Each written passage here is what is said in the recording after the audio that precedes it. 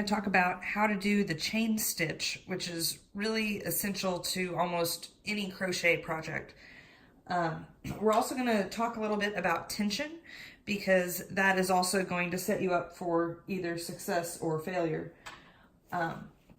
All three of these chains were stitched with the same yarn and the same hook, just using a slightly different amount of tension. So as you can see, this first one is very tight. It's much shorter than the others. This one is kind of the Goldilocks, perfect amount of tension. It's still stretchy, but they all look even. And this one, I didn't use any tension at all. I didn't even loop it around my finger. It was just kind of loose on the ball of yarn. And so you can see it's really inconsistent. There are some stitches that are tight, some are loose, and overall it's just kind of lumpy. So this is really what you're going for, a nice, even, consistent chain. And I'll show you how to do that. One more note, if you start with a chain that's too tight and then crochet on top of that, I didn't increase any rows here. This is just crocheting the same amount of stitches that are in my chain that's too tight. You're never going to be able to lay it flat because that tight chain won't stretch as much as your single crochet stitch. So that's why it's important to get your tension figured out when you're starting your chain. For today's example, I'm going to be using this chunky yarn that'll hopefully be easy to see. If you look at your yarn, it'll tell you a suggestion for what hook size to use for both knitting and crochet. And this one suggests using a size L hook, which I have here. And this is not a hard and fast, you must use a size L hook to stitch with this yarn. This is kind of a suggestion of an average of people that stitch a 4" by 4" square with 8 by 9 stitches.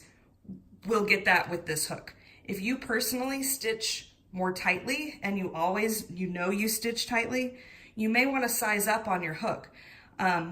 Stitching one of these swatches is what it's called to, stitch.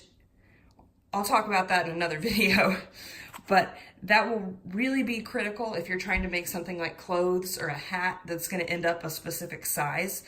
If you're making something like a blanket that you don't really care how big it ends up, or something like toys, your swatch matching doesn't matter as much.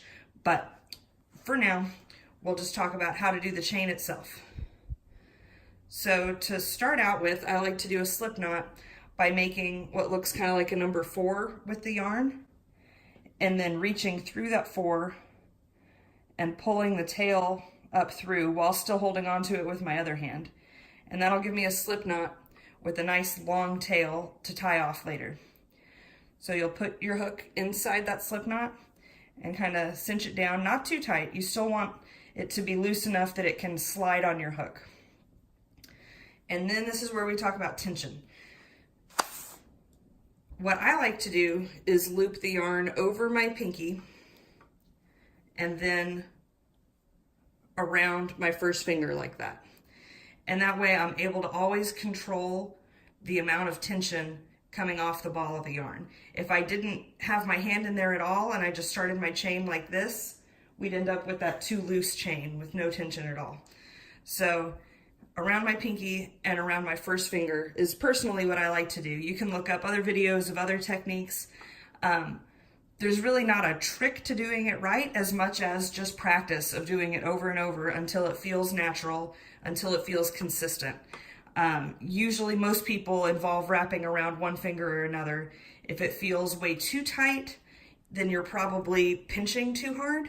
And you may also notice if you do this for a while, you start to get kind of some tendon pain there if you're squeezing too hard. You shouldn't actually really be squeezing the yarn. It's just kind of creating a channel that yarn has to drag through, so it'll always have a consistent amount of tension. I also recommend pulling your yarn out of the center of the ball instead of the loose end on the outside, because then it'll sit there still while you work instead of rolling and spinning as you go. All right, so now to the actual chain. What do? Get your tension set up like you want, and then go around the back of the hook. And I use my fingertip here to kind of pull that slip knot open a little bit and pull it right through. And you'll want it to be about as loose as that slip knot was. You don't want it to be choking off the needle or the hook there. You can slide a little bit freely, and you just do that over and over again. Slowly around the back, pull the crochet hook through.